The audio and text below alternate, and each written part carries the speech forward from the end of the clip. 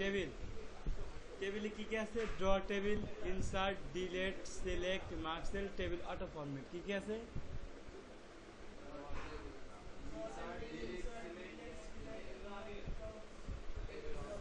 এগুলো হচ্ছে প্রয়োজনীয় কাজ।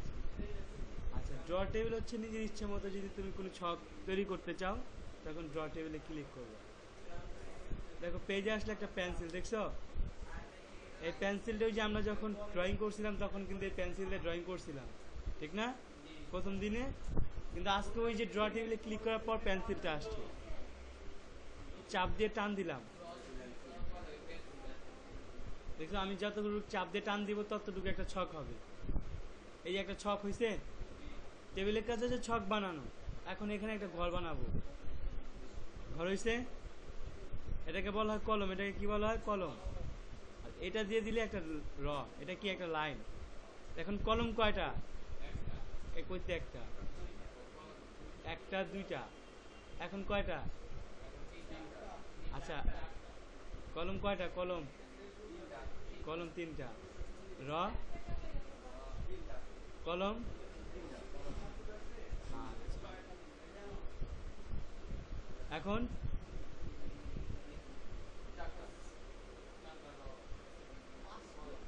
চারটা র, র তো তিনটে, কলম হয়ে গেছে আরো দুইটা বাইরে গেছে, ঠিক না?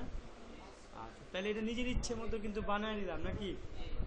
যেভাবে প্রয়োজন মাউস চেপে সেভাবে আমি ড্রয়িং করতে পারবো। তারপর আমি লিখতে পারবো। এখানে যদি আমি লিখি ক্রমিক নাম, ঠিক না?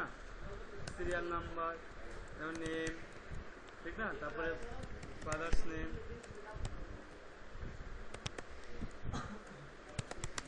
তারপরে ন্যাশনালিটি, এভাবে আমি ঘর বাই ঘর লিখতে পারবো। এখানে যেমন আমরা ওই যদি বানাইছিলাম ইয়েস,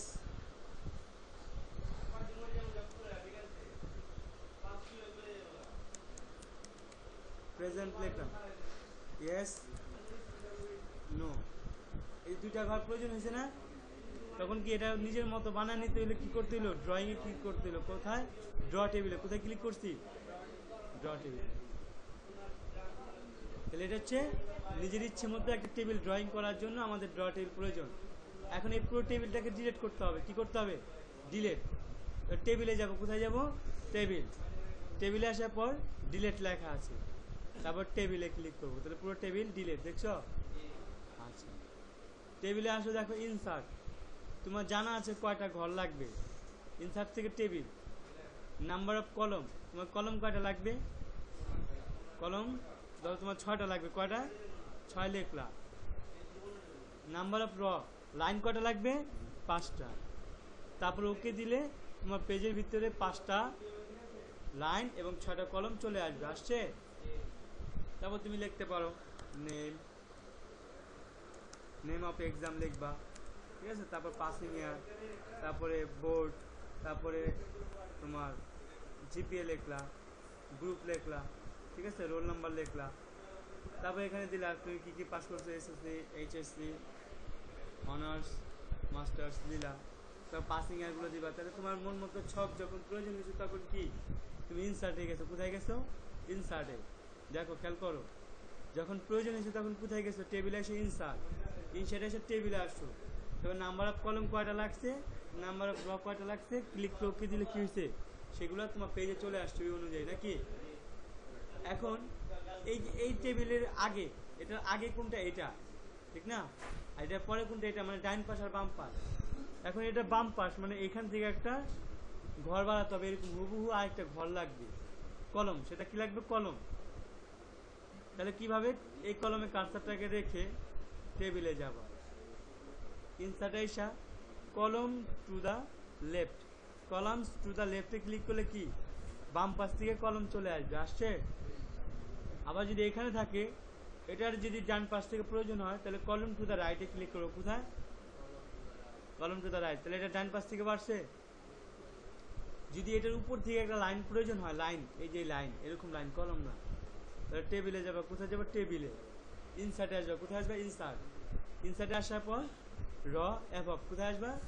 র অ্যাভব। র অ্যাভবে ক্লিক করলে কি হবে? উপর থেকে একটা লাইন বাড়বে। বাড়ছে? হ্যাঁ, তো আমরা তো লাইনই বাড়াবো। কলম বাড়লে পুরো কলম বাড়ছে না? আবার নিচ থেকে একটা লাইন বাড়াইতে চাইলে এখানে কার্সার লিখে চলে যাব টেবিল, ইনসার্ট আইসা র বিলোতে ক্লিক করলে নিচ থেকে একটা লাইন বাড়বে, বাড়ছে?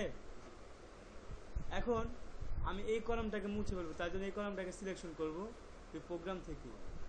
এই কলামে কার্সার রেখে চলে যাব টেবিল, কোথায় আসবো? টেবিল, সিলেক্ট, কোথায় আসবো? সিলেক্টে আসার পর আমি কি সিলেকশন করব, কলম না টেবিল না র? আমি রটাকে সিলেকশন করলাম। তাহলে দেখো পুরো লাইনটা সিলেকশন হয়েছে, দেখছো?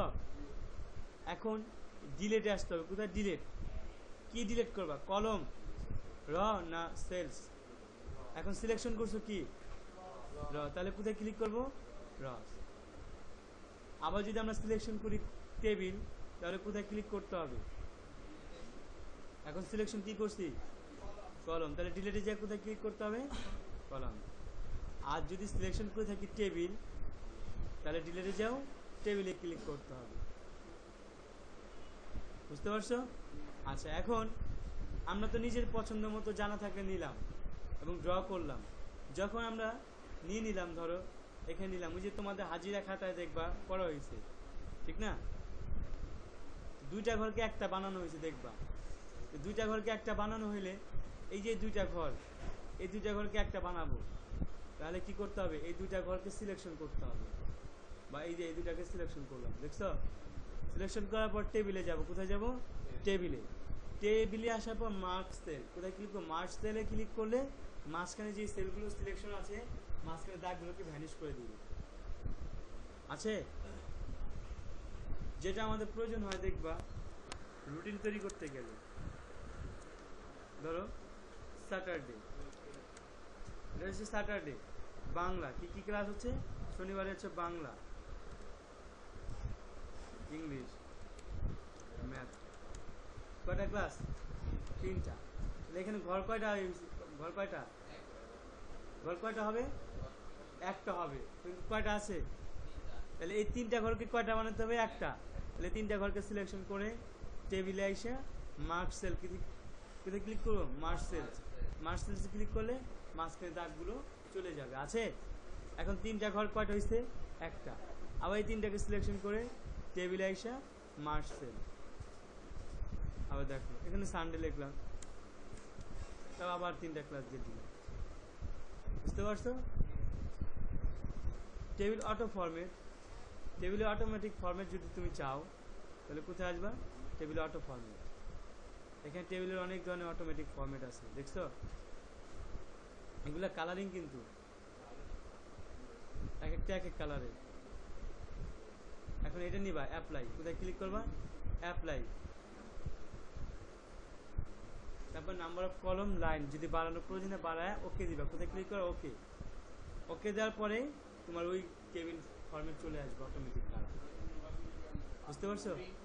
হ্যাঁ, প্রিন্ট হলেও শুধু ব্যাকগ্রাউন্ড বাদে, ব্যাকগ্রাউন্ডে যে ফরম্যাটে ব্যাকগ্রাউন্ডটা বাদে ওয়ার্ডে সমস্ত কিছু প্রিন্টে আসবে। হ্যাঁ, ওকে। এটা হচ্ছে আমাদের টেবিলের কাজ। টেবিলের কাজ প্র্যাকটিস করো, অল্প কাজই, 5 মিনিট প্র্যাকটিস, 10 মিনিট করো, তারপরে বাংলা দেখা যাবে। ওকে।